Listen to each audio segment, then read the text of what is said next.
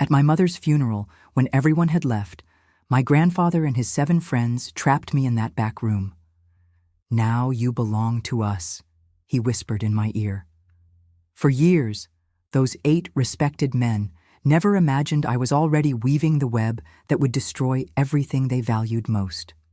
Good morning, good afternoon, or good evening, my dear friends.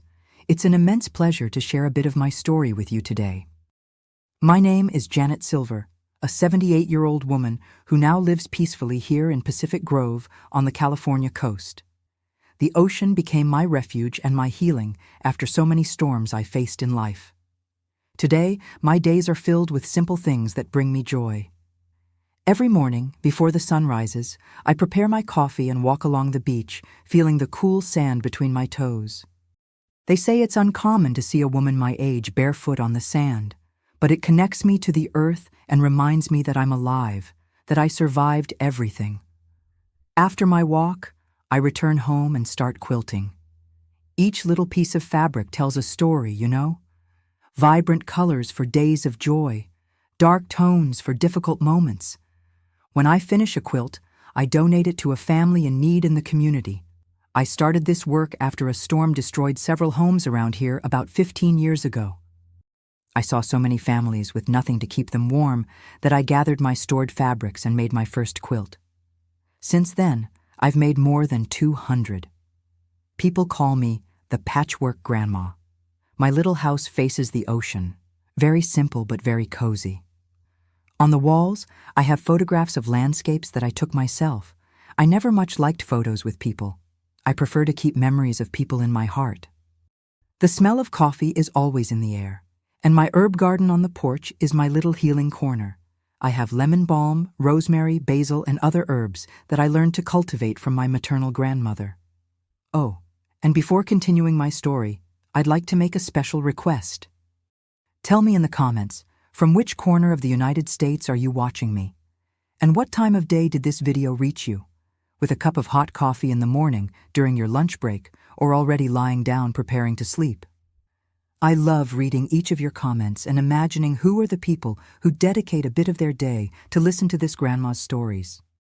Let's create this chain of affection. You know, my dears, today I'm going to share with you a difficult story, but one that carries a great lesson about how patience and intelligence can be more powerful weapons than brute force. A story of how I transformed my pain into power without ever staining my own hands.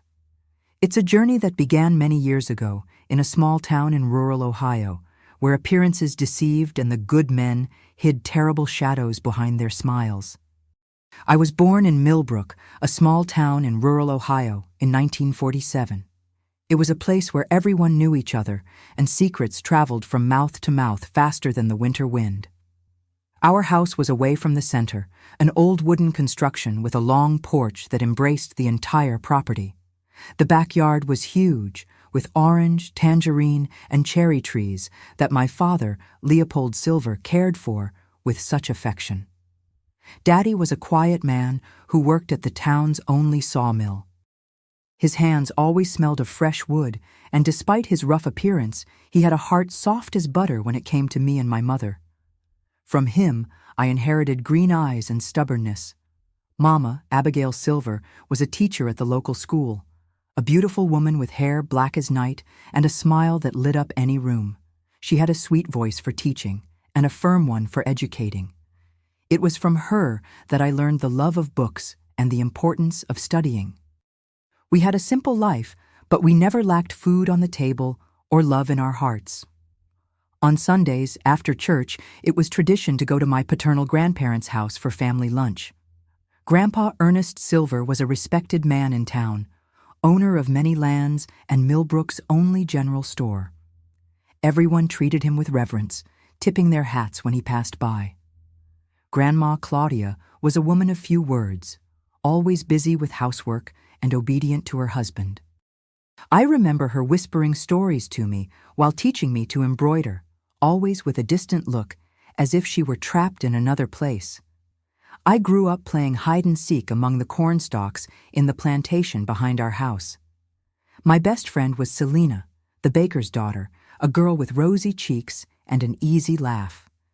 Together, we made up stories, made cloth dolls, and dreamed of the day we would go to the big city to study. At school, I stood out in English and math classes. "This girl has a future," the principal would say, and Mama would smile proudly. But not everything was rosy. From a young age, I noticed something strange happened when my grandfather Ernest and his friends gathered in the barn on our property to play cards and drink whiskey.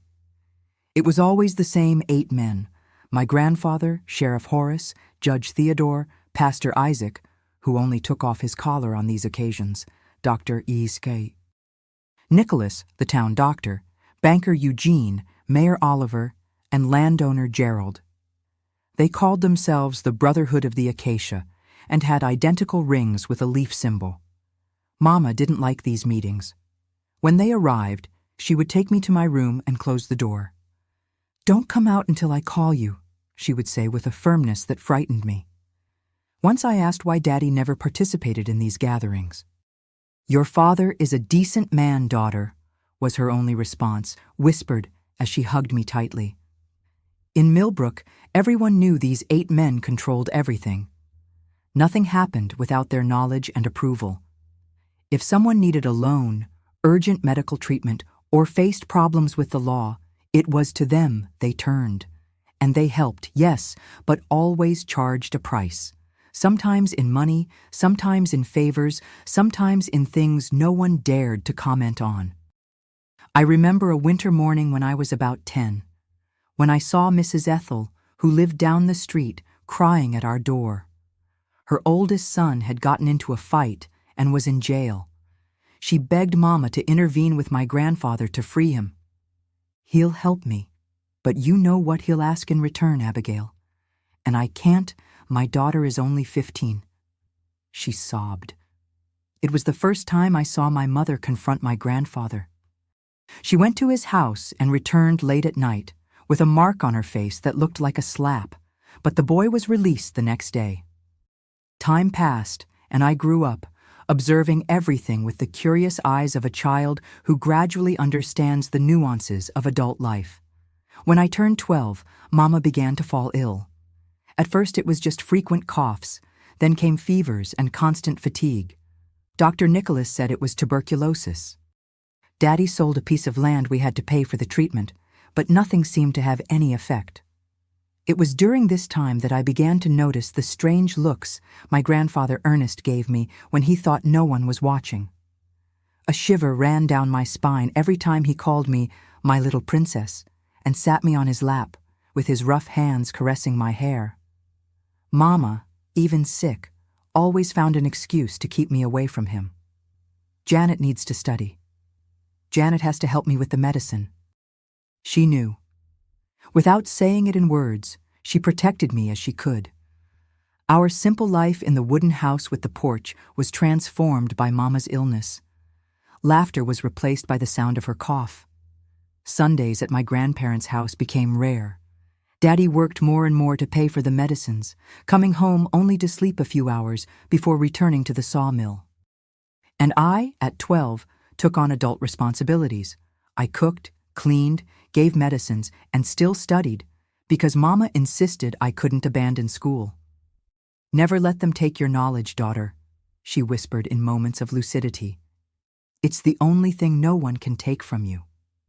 The winter of 1960 was the coldest we had ever experienced in Millbrook.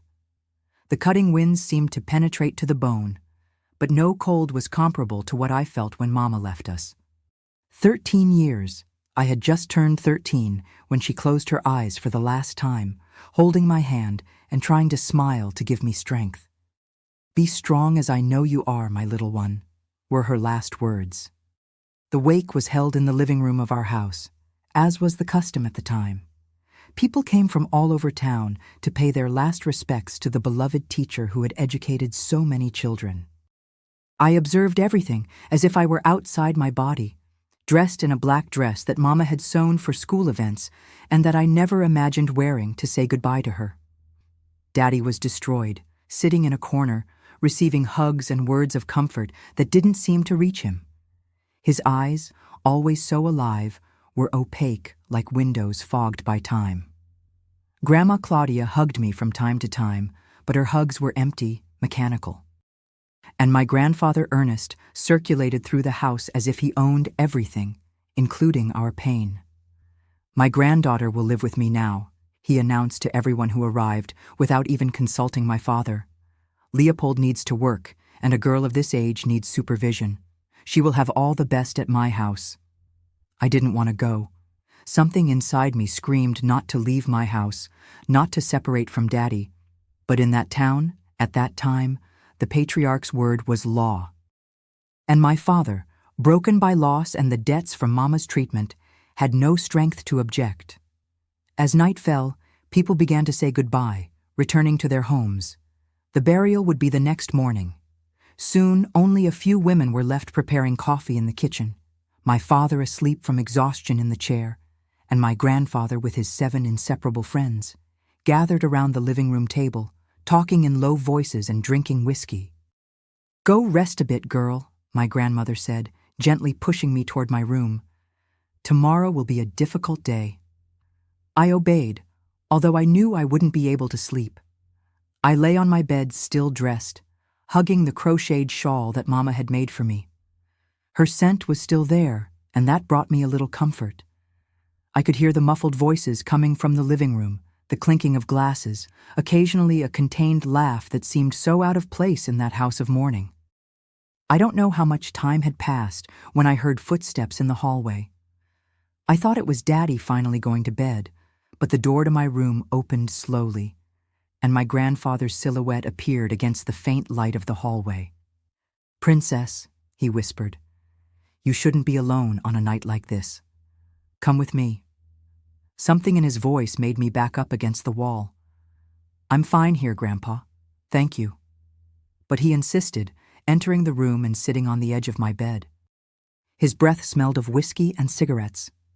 "Now that your mother is gone, someone needs to take care of you, and I'm going to make sure you have everything you deserve." His hands began to caress my hair, moving down my face. Instinctively, I pulled away. That's when he grabbed my arm firmly. "Come with me. The men are waiting to personally offer condolences to Ernest's little granddaughter. It's an honor, you know." I tried to break free, but he was too strong. "Dad! Dad!" I shouted, hoping to wake my father. But in the state he was in, I doubt he would have heard thunder. My grandfather dragged me down the hallway to the back room where we kept tools and where, that night, his 7 friends were sitting in a circle with glasses of whiskey in their hands. When we entered, they all stood up, as if paying some kind of reverence. "Here she is, the jewel of the Silver family," my grandfather announced, pushing me to the center of the circle. 13 years just completed, pure as spring water. It's time for her to be initiated into the tradition of our brotherhood. I looked around at the faces of those men I had known since I was born. Sheriff Horace, who always gave me candy when he saw me in the town square. Dr. Nicholas, who had treated my mother. Pastor Isaac, who blessed me in church on Sundays. They were all looking at me in a way I had never seen before, with a strange gleam in their eyes that made my blood freeze. "You have sworn secrecy about what happens in our meetings," my grandfather continued, taking from his pocket that ring with the acacia leaf symbol. "Tonight is special. It's our way of honoring Abigail's memory and strengthening the bonds of our brotherhood." At that moment, I realized with terror what was about to happen. I tried to run, but Judge Theodore blocked the door. "Where are you going in such a hurry, girl? Don't you want to be part of something greater than all of us?" "Please," I begged, tears streaming down my face, "let me go. My father will look for me." Mayor Oliver laughed. "Your father is sleeping like a rock. We gave him a special little medicine in his coffee, courtesy of our dear doctor here." Dr. Nicholas smiled, raising his glass in a silent toast. I looked from one to the other, incredulous. These men, these pillars of our community, were monsters disguised as benefactors. "This isn't right," I said with a trembling voice, seeking some remnant of humanity in those eyes. "My mother just died. You're my grandfather's friends. You're a pastor." I pointed to Pastor Isaac, who merely lowered his eyes, showing no remorse. God forgives everything, my child, he murmured, especially what is done in the name of tradition. My grandfather approached again, holding my chin firmly. Your mother knew about this, you know? It was supposed to be her years ago, but your maternal grandfather took her away from here before we could begin the ritual, broke the tradition, and just look what happened to him? Accidentally drowned in the river, and your mother returned to Millbrook, married your father, but always knew that one day the debt would be collected. Those words fell on me like stones.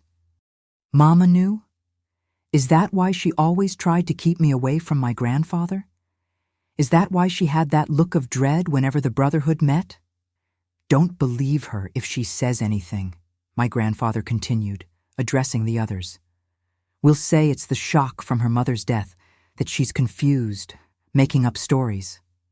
At that moment, amidst the terror, something changed inside me. It was as if a switch had been flipped. I stopped crying. I stopped begging. I looked fixedly at each of those faces, etching them in my memory, silently swearing that one day they would pay for what they were about to do. Banker Eugene was the first to notice the change. What's wrong with her? Why is she looking at us like that? She has the same look as her mother, commented landowner Gerald, suddenly seeming uncomfortable. That look that promises revenge. Nonsense, laughed my grandfather, pushing me to the center of the circle they formed.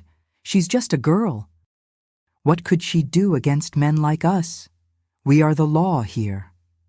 And then, under the same roof where my mother's body still was, those 8 men, led by my grandfather, decided that my mourning would be the stage for their ritual of power. I closed my eyes and transported myself far away from there, to a place inside me where they couldn't reach me. I promised my mother's memory that I would survive, that I would find a way to get justice. The next morning, at the cemetery, as my mother's coffin descended into the earth, I was there, standing, with a washed face and starched black dress, as if nothing had happened. My grandfather and his friends were also there, wearing their dark suits and solemn expressions of grief. Hypocrites. They received condolences and offered words of comfort to others while giving me warning glances. No one noticed the change in me. No one noticed that the girl who buried her mother was no longer the same one who had watched over her body the night before. I had also died in a way, and been reborn with a single purpose: to survive, to take my revenge. The days that followed Mama's burial were a blur of pain and silence. As my grandfather had announced, I was taken to live in the large 2-story house that stood in the central square of Millbrook. An imposing house with dark, heavy wooden furniture, family portraits on the walls, and an oppressive silence that seemed to swallow any joy. My father would come visit me on Sundays. He was getting thinner and thinner, with deep, dark circles and a permanent smell of sawdust and whiskey. Our meetings were watched over by the constant presence of my grandmother or grandfather, never leaving us alone. I wanted to scream to him, tell him what had happened, beg him to take me away from there. But the words remained stuck in my throat, suffocated by fear and shame. "Are you liking living here, daughter?" he would ask, trying to smile. "I'm fine, Dad," I would answer, while my grandfather observed with a satisfied smile from the corner of the room. What could I say? That at night, when everyone was asleep, I locked my bedroom door and pushed the dresser against it? That I kept scissors under my pillow? That I woke up screaming, reliving that terrible night? School became my only refuge. There, for a few hours, I could pretend I was just a normal girl. I immersed myself in studies with an intensity that scared even the teachers. "I've never seen someone so young read such complex books," my English teacher commented when she found me with a novel by John Steinbeck in my hands. But even at school, I wasn't completely safe. Sheriff Horace's son, Augustus, studied in the same class and made a point of reminding me, with malicious looks and smiles, that he knew what had happened. "My dad said you're special," he whispered one day, pushing me against the hallway wall. "Said he'll take me to meet the Brotherhood one day, too." At night, when I returned to my grandfather's house, I was met with increasingly severe demands. I had to serve dinner for him and my grandmother, wash and iron their clothes, clean the entire house. "A woman needs to learn to serve," Grandma Claudia would say, never looking me in the eye. I knew that she knew. Her silence was a form of complicity, and there were the meetings. Every 2 weeks the Brotherhood would meet in my grandfather's living room. On these days, I was locked in my room early. "For your own protection," my grandfather would say with a smile that made my stomach turn. I could hear the voices, the laughter, the clinking of glasses. Sometimes female voices were heard too, young girls from town who were brought to serve the important men. Some of them I knew from school. After those nights, they wouldn't appear for days, and when they returned, they had the same empty look that I saw in the mirror every morning. On the rare occasions when I saw my father, he seemed increasingly distant, as if he were gradually disappearing. "I'm going to Cleveland to look for work," he said one Sunday, 6 months after Mama's death. "When I get established there, I'll come get you." But I knew he would never come. Cleveland was just an excuse to escape the painful memories of Millbrook, the empty house without Mama's presence, the daughter who now lived with the father-in-law he secretly despised. I didn't blame him. Part of me wanted to escape too. One autumn afternoon, almost a year after that terrible night, I was in my room when I heard a heated discussion downstairs. I silently went down the stairs and hid behind the kitchen door. "She's asking questions, Ernest." It was Dr. Nicholas's voice, tense and worried. "Wants to know details about Abigail's death if there weren't other treatment options." "And what did you tell her?" my grandfather replied with his always controlled voice. "What we always say. Advanced tuberculosis, treatment unavailable in our region." But she didn't seem convinced. "She's investigating other deaths too. Old Man Myers last year, young Marlene's 2 months ago." My heart raced. Other deaths? What did my mother really know? "She's too smart for her own good, just like her mother," sighed my grandfather. "Watch her more closely. If she continues with these questions, she might need a special treatment from the doctor." I froze upon hearing those words. They were talking about me. They were planning to silence me as they might have silenced my mother. I ran up the stairs, my heart pounding in my chest. Upon entering my room, I locked the door and fell to my knees, breathless.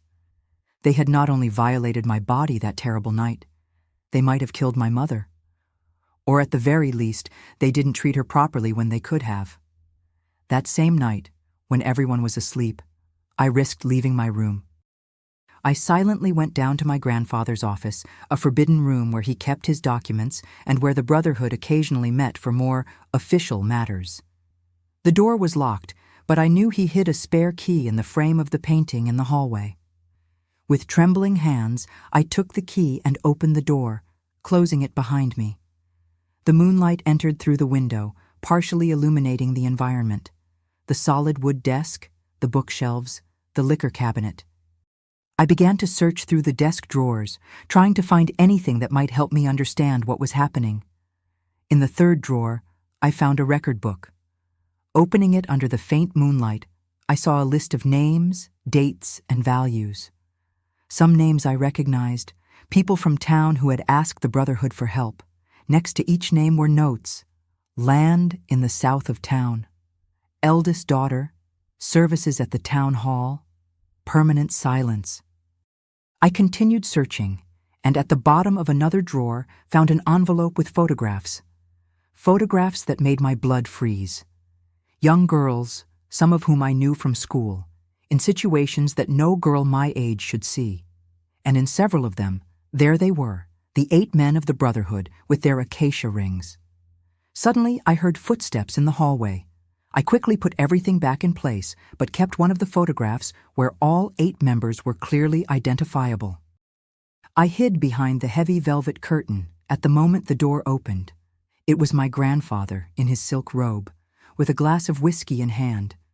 He looked around, suspicious, as if he sensed that someone had been there. He approached the desk, checked the drawers. For a terrible moment, I thought I would be discovered. But then the telephone rang in the living room, startling him. After one last look around, he left, closing the door. I waited a few minutes, my heart almost coming out of my mouth, before leaving my hiding place. I quickly returned to my room, hiding the photograph between the pages of my diary, which I kept hidden under a loose board under the bed. That night, lying in the darkness, I made a decision. I couldn't face them directly. They were too powerful. I couldn't run away. They would find me. I had only one option left: to be smarter than them, to observe, to learn, to discover their weaknesses. And one day, when they least expected it, to use that knowledge against them. The frightened girl who had been dragged to that back room on the night of the wake was slowly giving way to a calculating, observant, patient young woman. I began to pay attention to everything. Conversations interrupted when I entered a room, names whispered, documents briefly left unsupervised. "You're different, Janet," my grandmother commented one day as I served tea. Quieter. "I'm just adapting, Grandma," I replied with a practiced smile, "learning my place." She nodded, satisfied with the response, without noticing the double meaning of my words. I was, in fact, learning my place, not the place they wanted me to occupy, but the place from where I could observe them better, collect information, plan. Weeks turned into months. My father rarely appeared, and when he did, he was increasingly dejected, consumed by drink and guilt. My 14th birthday came without celebration. At school, I became even more withdrawn, speaking only when necessary, observing everything. One afternoon, returning from school, I passed by Judge Theodore's house. His wife, Mrs. Matilda, was in the garden, watering the flowers. Seeing me, she waved for me to approach. "How are you, Janet? It's been a while since I've seen you at church on Sundays." "I've been studying a lot, Mrs. Matilda," I answered, forcing a smile. "Your grandfather must be proud," she smiled, but there was something sad in her eyes. "You know, sometimes I think you young girls are lucky to have such respectable men taking care of you. Not everyone has that protection."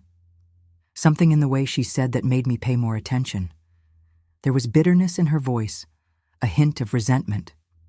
"Are you all right, Mrs. Matilda?" She looked around, as if checking if we were alone. "So many years married to a man everyone respects, and what do I have to show for it? An empty house and marks no one sees." She discreetly pulled up her sleeve, revealing bruises on her arm. "The town judge, the man who decides the fate of others, can't control his own anger inside the house." At that moment, something illuminated in my mind. The men of the Brotherhood weren't invincible. They had secrets, weaknesses, vulnerabilities, and I was beginning to discover what they were. The winter of 1962 arrived more rigorous than normal in Millbrook. I had turned 15, and in the eyes of the town, was the exemplary granddaughter of the respected Ernest Silver, studious, obedient, quiet. Few noticed the permanent dark circles under my eyes, the result of sleepless nights, or the way I involuntarily shrank when a man came too close. For almost 2 years, I lived in that house like a shadow, moving along the walls, becoming almost invisible. And in that time, I transformed myself into an attentive and patient observer. Each time the Brotherhood met, I found ways to listen to their conversations, hidden behind doors or through the ventilation duct that connected my room to the office downstairs. I noted everything in notebooks that I kept hidden: names, dates, business deals, secrets. Slowly, I was putting together a puzzle whose pieces could one day destroy them. My father didn't return to get me. The few letters I received from him from Cleveland were brief and superficial. "Hope you're well, working a lot, miss you." I responded with equal brevity, never revealing anything about my real life. He had become another ghost, someone who existed only in increasingly distant memories. On a Friday in July, I returned from school and found the house in a commotion. Maids were frantically cleaning. My grandmother was supervising the preparation of a special dinner. "What's happening?" I asked Zelda, the cook. "It's the Brotherhood's anniversary, girl," she replied in a low voice. 15 years since the founding. Your grandfather is bringing important people from Cleveland." My heart accelerated. More Brotherhood members, or just special guests? "You'll serve at the table today," my grandmother informed me, entering the kitchen. "Wear the uniform I left on your bed." The uniform was a simple dress, but much shorter and tighter than anything I would normally wear. I swallowed hard, but nodded obediently. At 7 in the evening, the guests began to arrive. The usual members of the Brotherhood, of course, but also 3 men from Cleveland: a state representative, a senior judge, and the owner of a construction company. I positioned myself discreetly in the corner of the room, serving drinks as requested, trying to appear invisible while I observed and listened. The conversation revolved around a big project: the construction of a new state highway that would pass through Millbrook, greatly increasing the value of the surrounding lands. Lands that, coincidentally, had been acquired by the Brotherhood members in recent years. "The official route will be approved next week," commented the representative, emptying his glass of whiskey. "Thanks to our friend the judge here, the public action against the project was shelved. And Mendoza's construction company is already prepared to start the works," my grandfather completed, smiling. "In 2 years, our properties will be worth 10 times more." "A toast to the Brotherhood of the Acacia," proposed Judge Theodore, raising his glass. 15 years of prosperity and many more ahead. As I served another round of drinks, I felt the representative's gaze following me around the room. A man in his 50s with a smile that didn't reach his eyes. When I approached to serve him, he held my wrist. "Ernest, you didn't tell me you had such a charming granddaughter," he commented, his eyes traveling over my body in a way that made me feel naked. My grandfather smiled, that smile that I had learned to fear. "Claudia is at her sister's house in Worthington," he said, referring to my grandmother, who had left after serving dinner. "Janet is a good girl, always ready to please our special guests." The meaning of those words hung heavy in the air. I felt my stomach turn, but kept a neutral expression. It wasn't the first time my grandfather had insinuated something like this, but they were usually just words. Since that terrible night, the Brotherhood had never touched me again, as if I were my grandfather's exclusive property, or as if they were waiting for some special moment. And perhaps that night was that moment. The meeting continued, with more drinks and increasingly loud laughter. Around 10, my grandfather nodded to me. "Janet, why don't you show Representative Olympio our collection of liqueurs in the office? I'm sure he would like to try that special whiskey we keep for occasions like this." The representative smiled, getting up. "It would be my pleasure." My legs were trembling as I guided him to the office. Once inside, he closed the door and served himself a drink, observing me with those cold eyes. "So you're Ernest's famous granddaughter," he said, approaching. "He talks a lot about you in our meetings in Cleveland. Says you have a special talent for keeping secrets."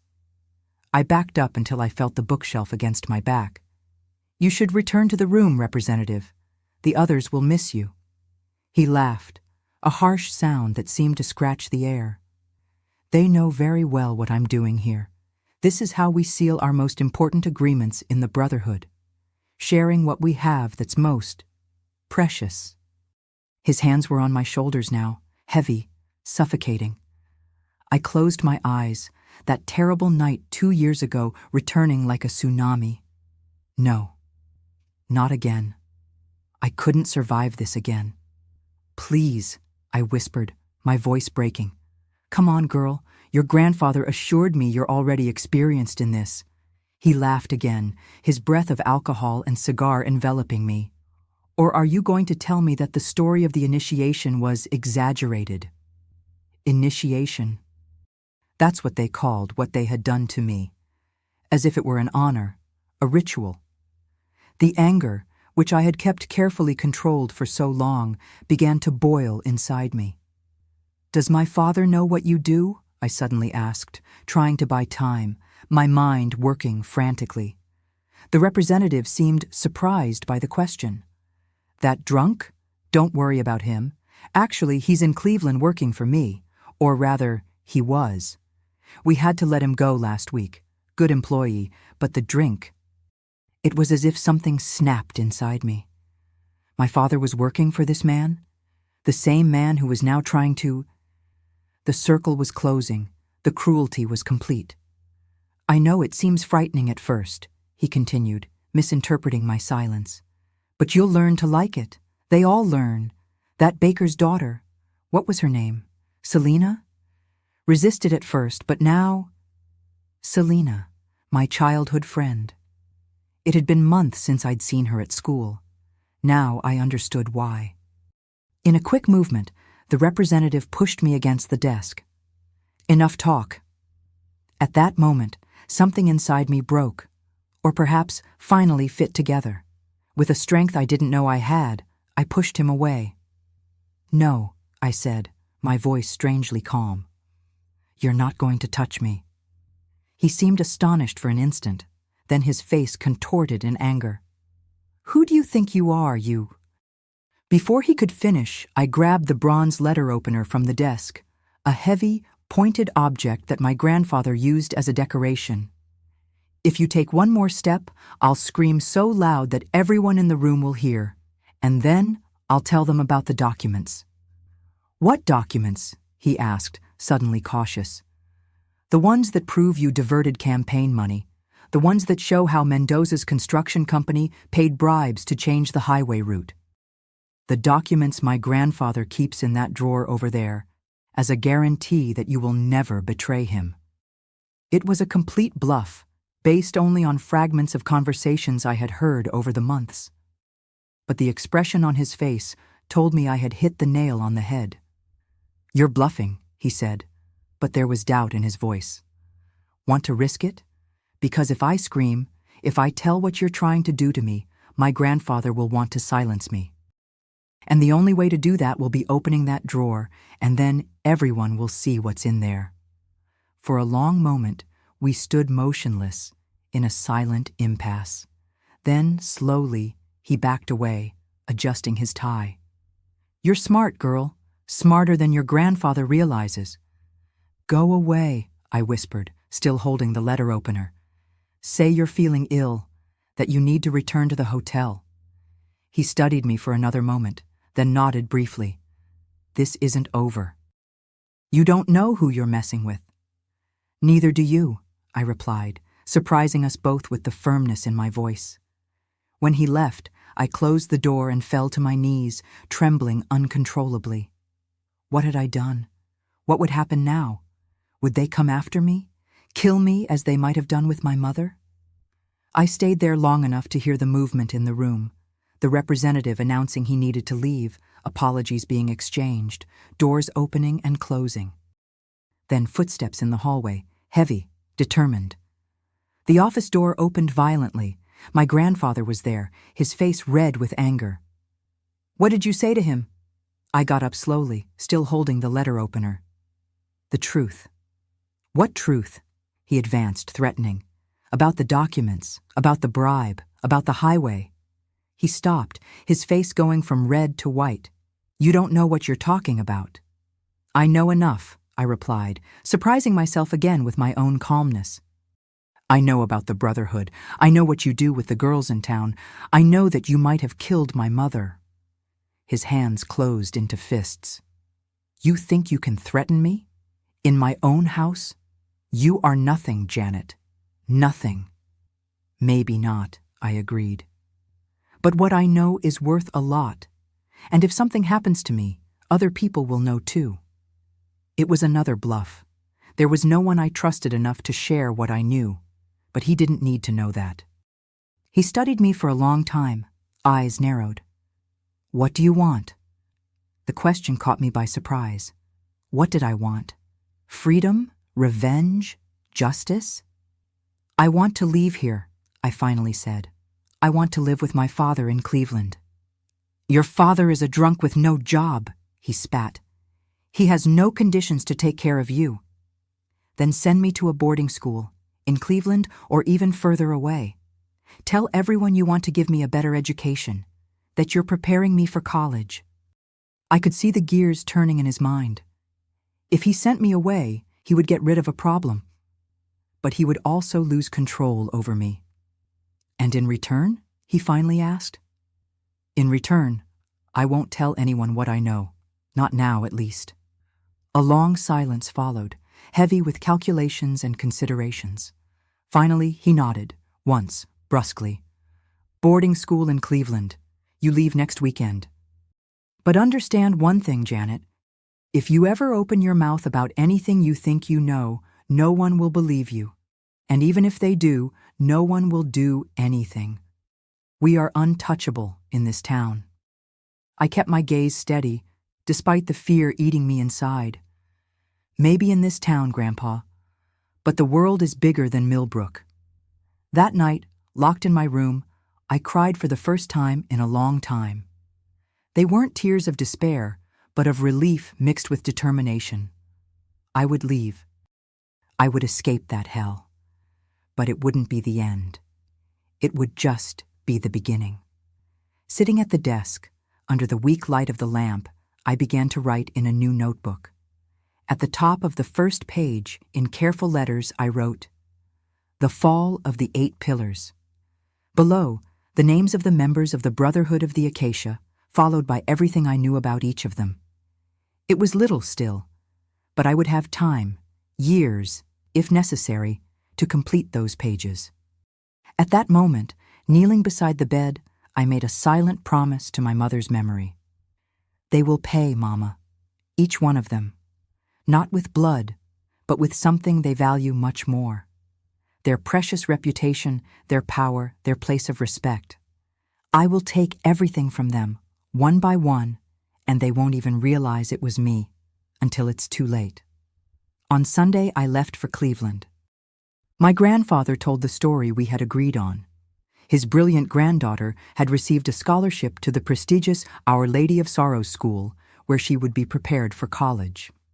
The entire town of Millbrook commented on the event, seeing in it the generosity of a devoted grandfather. If anyone noticed the contrast between the girl's fragile body and her eyes aged by suffering, no one commented. Our Lady of Sorrows School. The name seemed a cruel irony of fate, but for me, it represented liberation. It was an old mansion with thick walls and high windows, run by strict nuns who kept the students under strict discipline. For many, that regime was a prison. For me, coming from a hell disguised as home, it was a refuge. Your grandfather left specific instructions, informed the Mother Superior, Sister Consolata, a tall woman with an angular face and perceptive eyes. You must not leave the school without written authorization from him, nor receive visitors other than himself. I nodded silently. I already expected this. My grandfather wouldn't risk letting me circulate freely or talk to my father. However, she continued, observing me carefully, here within these walls, you will be safe from everything and everyone. There was something in the way she emphasized those words that made me look up. For a brief moment, our eyes met, and I had the disturbing feeling that she knew. Not the details, perhaps, but something about my situation. You have your mother's eyes, she said softly. Abigail was my student many years ago. My heart skipped a beat. You knew my mother? A sad smile touched her lips. Very well. A brilliant young woman, determined. She also came here in unusual circumstances. The pieces were beginning to fit together. My mother had studied there. Maybe she had been sent for reasons similar to mine? Could the Brotherhood have existed for that long? Rest today, said Sister Consolata, getting up. Tomorrow your classes will begin. And Janet. She hesitated at the door. If you need to talk, my door is always open. In the months that followed, I immersed myself in studies with an intensity that impressed even the most demanding nuns. Mathematics, literature, history, sciences, I absorbed everything with an insatiable hunger. If knowledge was power, as my mother said, I would become powerful. 3 times my grandfather came to visit me. Brief and tense meetings under the watchful eye of Sister Consolata, who insisted on being present during the visits. A school rule, she said, although I suspected it was special protection for me. "You look well," he commented on the third visit, his eyes studying my face for signs of rebellion. "I am," I replied simply. "Keeping our arrangement?" "Of course." "And are you keeping your part?" A muscle twitched in his face. "Your father asks about you." I felt a pang of hope. "Is he all right?" "I got him a job at Cousin Augustus's sawmill here in Cleveland. He's been sober for 2 months. He paused, as if deciding how much he should reveal. "He doesn't know you're here. He thinks you're studying in New York." Another lie. Another manipulation. But I showed no reaction. "Thank you for taking care of him." My grandfather seemed surprised by my gratitude, as false as it was. "We're family, after all." "Yes," I agreed, keeping my gaze fixed on his. "And family is everything, isn't it?" That night, after he left, I sought out Sister Consolata in her office. In the months I spent there, we developed a relationship of mutual respect, but I had never completely opened up. Perhaps it was time to take a risk. "Sister," I began hesitantly. "My mother studied here because she was running from something, didn't she?" She observed me for a long moment before slowly nodding. "Your mother arrived here at 16, sent by your maternal grandfather. She never spoke openly about the reason, but there were signs." "What signs?" "The fear in her eyes, the nightmares, the way she trembled when a man approached her." The nun sighed deeply. "I've seen the same signs in other girls over the years, and now in you." I felt tears burning in my eyes, but I held them back. "What happened to her afterward?" "She graduated, went to college in Cleveland, became a teacher, met your father, got married." Sister Consolata paused. "And then, for some reason I never understood, she returned to Millbrook. I advised her not to go, but she insisted she needed to face her fears."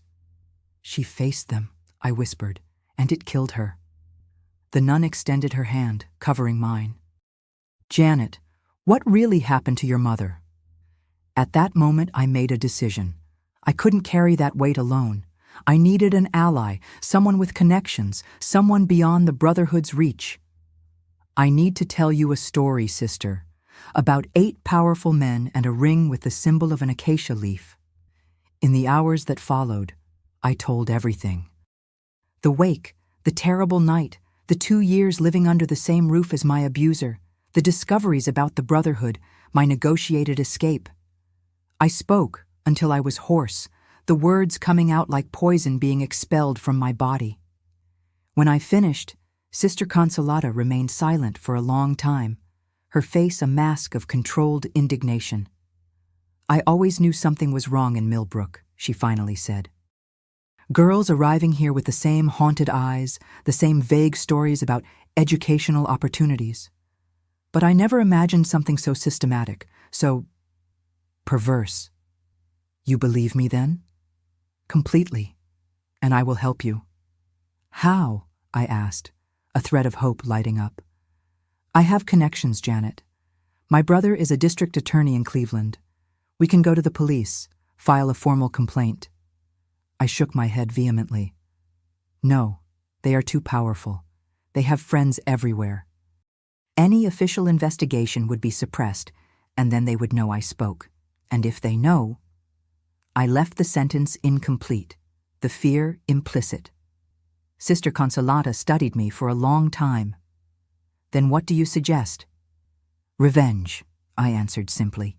"Not with violence or public scandals that can be manipulated, but by destroying what they value most, their reputation, their power, their place in society. One by one, methodically, without leaving traces that lead to me." A heavy silence fell over us. I could see the internal struggle on the nun's face, the desire for justice against the Christian principles of forgiveness. "It's not revenge," she finally said, as if reading my thoughts. "It's justice. And justice, true justice, cannot be obtained through official channels in this case." "Will you help me?" I asked, almost without breathing. "I will," she answered with a firmness that surprised me. "Not as a religious woman, but as a woman, as someone who failed to protect your mother and will not fail you. In the years that followed, Our Lady of Sorrows School became more than a refuge. It became my base of operations. Sister Consolata, using her respected position and her extensive connections, began to collect information about each member of the Brotherhood. Her brother, District Attorney Henry Montgomery, without ever knowing all the details, provided access to official records, archived investigations, rumors in legal circles. At 18, I graduated as the best student in my class and entered law school in Cleveland. My grandfather, satisfied with my apparent conformity and good conduct, agreed to finance my studies. Another way to keep me under control, he thought. Little did he know that each law class I attended, each law book I devoured, each contact I established in the legal circles of the capital were weapons I was sharpening to use against him and his cronies. It was in college that I finally found my father. A casual encounter on the street in front of a cafe. He was thinner, older, but sober, and with a gleam in his eyes that I hadn't seen in years. "Janet?" he asked incredulously. "My daughter?" We hugged right there on the sidewalk, crying openly. He told me he had been working at the sawmill for 3 years, that he had a small apartment, that he had joined a support group for alcoholics. He said that my grandfather told him I was fine, studying in New York, but that I didn't want to see him until he completely straightened himself out. "He lied, Dad," I said, holding his hands. "I've been here in Cleveland the whole time." We met regularly after that, gradually rebuilding our relationship. I never told him the whole truth about what had happened that night at the wake. I didn't want him to carry that weight, or worse, to try some impulsive action against my grandfather. But he knew something terrible had happened, something that had profoundly changed the girl he had known. "I'm going to fix things, Janet," he promised in one of our conversations. "I don't know how, but I will." "You don't need to, Dad," I replied, hugging him. "I'm taking care of it." In 1968, at 21, I graduated in law. My father was in the audience, proud. My grandfather, too, satisfied to be able to show off his lawyer granddaughter to his acquaintances. By this time, I had already built a network of contacts and information that extended far beyond Cleveland. Former schoolmates, now spread across the country in positions of relative influence. Sister Consolata's brother, now a federal judge. College colleagues working in prestigious law firms. The first domino piece fell almost by accident. The Brotherhood's doctor, Dr. Nicholas, came to Cleveland for a medical congress. Through contacts at the hotel where he was staying, I gained access to his room and planted compromising documents. Falsified records of illegal abortions performed at his clinic, with forged signatures of patients who were wives of influential men in the region. An anonymous tip led the federal police to find the documents. The scandal was immediate. Even without concrete proof of the documents' authenticity, the mere suspicion was enough to destroy his reputation. His wife filed for divorce, his clinic lost patients, and eventually he left Millbrook, discredited and ruined. I observed from afar, through newspapers and reports from Sister Consolata, who maintained contact with people in the town. A strange feeling invaded me, not exactly satisfaction, but a kind of cold confirmation. The plan worked, and it was just the beginning. The second to fall was Sheriff Horace. A confidential investigation into police corruption, discreetly initiated by District Attorney Henry Montgomery at my request, revealed a bribery scheme that he commanded. The evidence, carefully collected over months, was overwhelming. He lost his position, was prosecuted, convicted. The third was banker Eugene. Documents about fraudulent loans and money laundering, found by a central bank auditor during a routine inspection, led to the intervention in the bank and his preventive arrest. For Mayor Oliver, the strategy was different. Anonymous letters sent to his wife revealed an affair he had maintained for years with his secretary. Compromising photos, obtained through a private detective hired by Sister Consolata's brother, were attached. The family scandal, added to accusations of misuse of public funds that coincidentally arose at the same time, destroyed his political career. Landowner Gerald was the fifth. Old property documents, proving that part of his lands had been illegally taken from small farmers decades before, were discovered in the registry archives and delivered to the affected families. A collective land claim process, supported pro bono by a prestigious Cleveland law firm where, coincidentally, I interned, resulted in the loss of almost half of his properties. For Pastor Isaac, the fall came through a brave young woman who, encouraged and protected by me through Sister Consolata, denounced the abuses she had suffered. Other victims emerged. The diocese opened an investigation, transferred him to an isolated monastery in rural West Virginia. Judge Theodore, perhaps the most difficult due to his position, fell when recordings of compromising telephone conversations, made with equipment provided by District Attorney Henry, who had suspected him for years, were anonymously sent to the Court of Justice. The recordings revealed influence peddling, sentence selling, abuse of power. His compulsory retirement was announced discreetly to avoid greater scandal to the judiciary, but the news spread. One by one, over 5 years, the pillars of the Brotherhood were crumbling. The last, my grandfather, observed, powerless, the destruction of his circle. At 72, isolated, with health debilitated by pressure and constant fear of being the next, he maintained only a fraction of his former power in Millbrook. In 1972, I received a phone call from Sister Consolata. My grandfather was hospitalized, victim of a stroke. The doctors gave no hope. "Will you see him?" she asked softly. "I will," I replied after a long pause, but not as the granddaughter he knew. 2 days later, I entered the hospital room in Millbrook. My grandfather was unrecognizable, fragile, diminished, connected to tubes and devices. His eyes opened when I approached the bed. "Come to see me die?" he asked in a weak voice. "I came to say goodbye," I replied calmly. His eyes narrowed, studying my face, my well-cut suit, my confident posture. There was nothing left of the frightened girl he had known. "It was you," he whispered, not a question, but a statement. "All this time, it was you." I sat in the chair next to the bed, looking him directly in the eyes. "I promised Mama, you know, that night. I promised that you would pay for what you did." A solitary tear ran down his wrinkled face. Of regret? Of anger? Of fear? I'll never know. "Why?" he managed to ask. "Why didn't you just move on with your life?" "Because you were the disease, Grandpa. The disease that killed my mother, that almost killed me.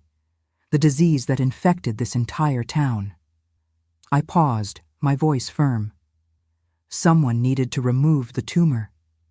He closed his eyes for a long moment. When he opened them again, there was a clarity in them that surprised me. "You are stronger than all of us," he finally said. "Stronger than your mother. She tried to fight, but head on. You understood how power really works." I didn't respond. There was nothing to say. I got up, adjusted my purse. "Goodbye, Grandpa." When I reached the door, his voice reached me, almost inaudible.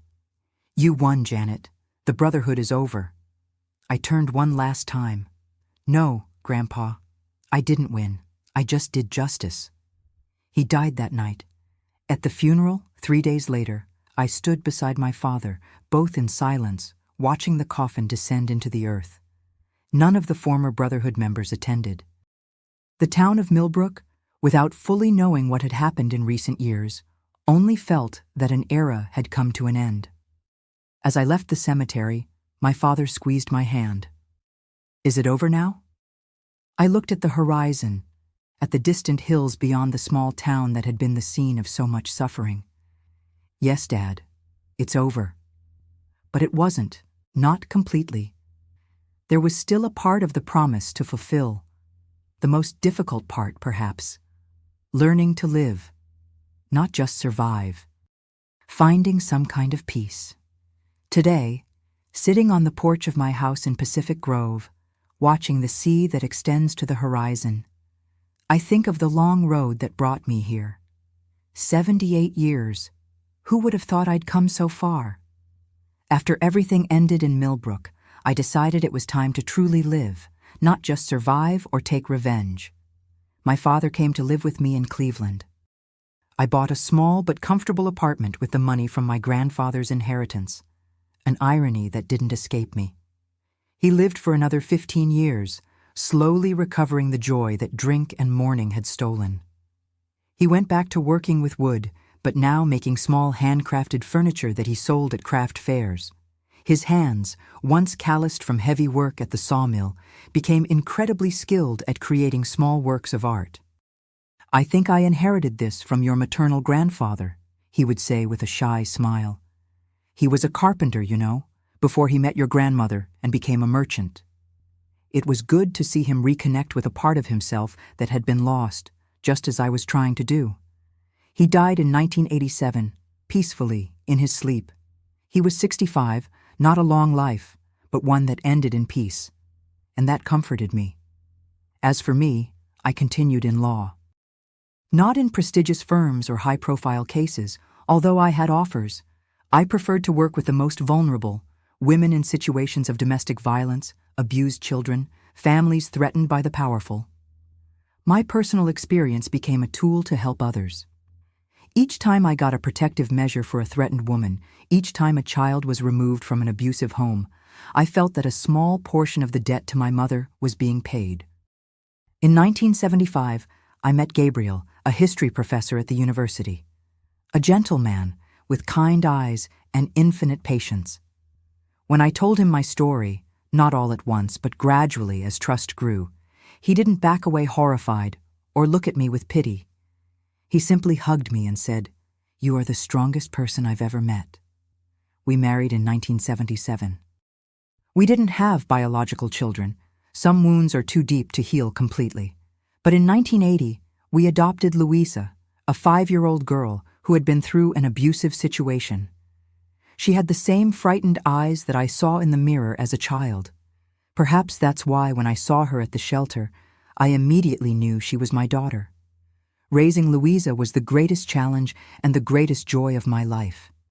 Seeing that broken child slowly flourish, learn to trust, to laugh, to dream, it was like witnessing a daily miracle. Gabriel was a wonderful father, patient on the bad days, celebrating each small progress on the good days. Together, we formed a safe home where the painful past could be acknowledged, but didn't define who we were or who we could become. In 1995, when Louisa graduated in psychology, I cried throughout the entire ceremony. She had transformed her pain into an instrument of healing for others, just as I had done with law. The cycle of pain was being broken, transformed into something positive. What greater victory could there be?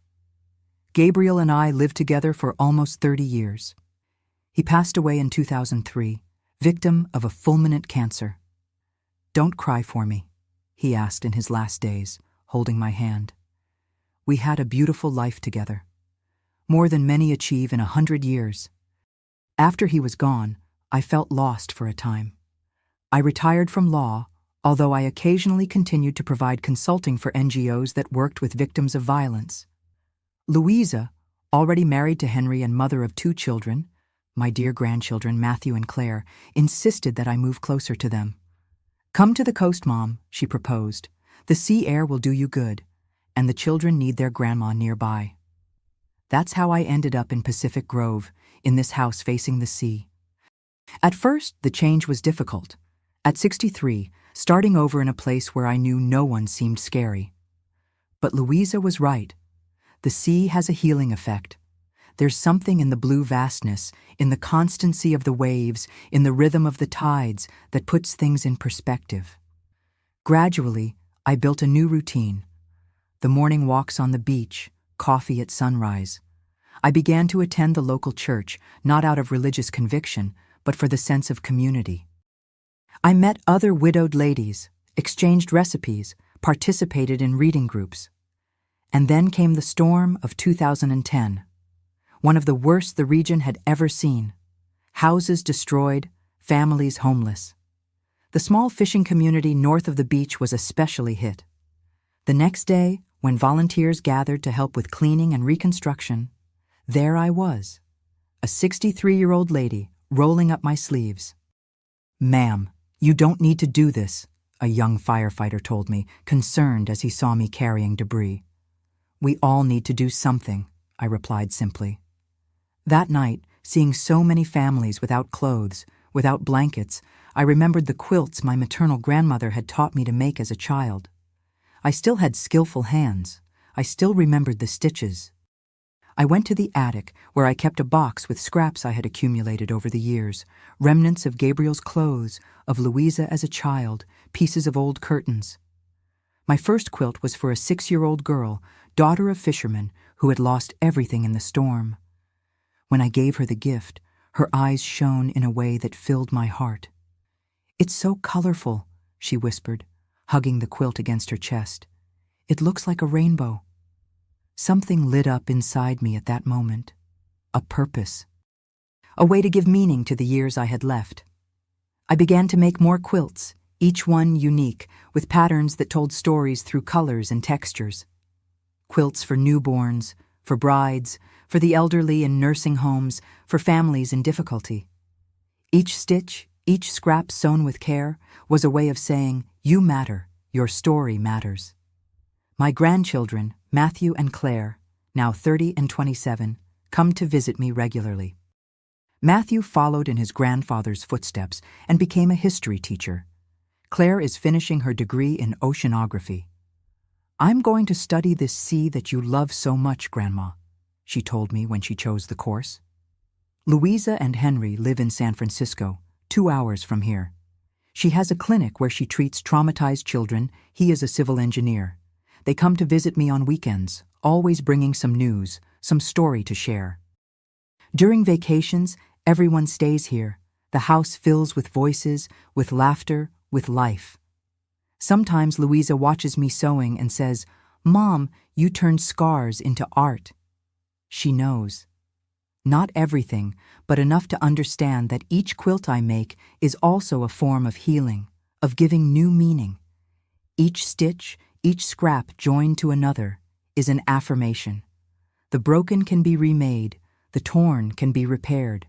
What was discarded can gain new value. I don't talk much about the past, about Millbrook, about the Brotherhood. It's a story that belongs to another time, to another Janet. But I also don't deny my trajectory. The scars are part of who I am, even if it no longer hurts to touch them. The last time I returned to Millbrook was in 2015, 55 years after the events that marked my life. The town had changed a lot, larger, more modern, unrecognizable in many aspects. I visited the cemetery, left flowers on my parents' graves. I passed by my childhood home, now a small inn. The current owner, upon learning I was born there, insisted on showing me the renovations, proud of the improvements. "This house has good energy," he said, as we walked along the porch that was once the scene of my childhood games. "They say there was a lot of suffering here in the past, but I think it was exorcised. Now it only brings joy to those who stay." I smiled, thinking that perhaps he was right. Perhaps places, like people, can be redeemed, renewed, reborn. Now at 78, sitting on my porch in Pacific Grove, watching the sun set over the Pacific, I feel a peace that I never imagined possible in my youth. It's not a perfect or complete peace. There are days when the memories return, when I wake from a nightmare with my heart racing, when a smell, a sound, transports me back to that terrible night. But it's a sufficient peace, a peace earned. A peace woven, like my quilts, from broken fragments, transformed into something new, something warm, something that protects and comforts. And perhaps, in the end, that's the true revenge, not the destruction of those who hurt me, but the building of a life they couldn't take from me. A life of meaning, of beauty, of connection. A life that says, "You didn't win, I won." Not for having brought you down, but for having risen again.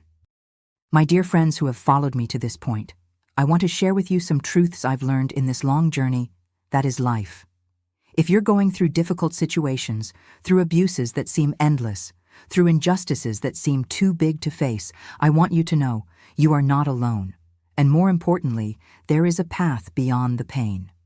I learned that age doesn't define our strength, but rather our capacity to start anew each day. When I look back, I see that each new beginning, at the boarding school, in college, as a lawyer, as a mother, as a grandmother, was a silent victory over those who tried to define me by the trauma. My wrinkles are maps of survival. Each one tells a story of pain overcome.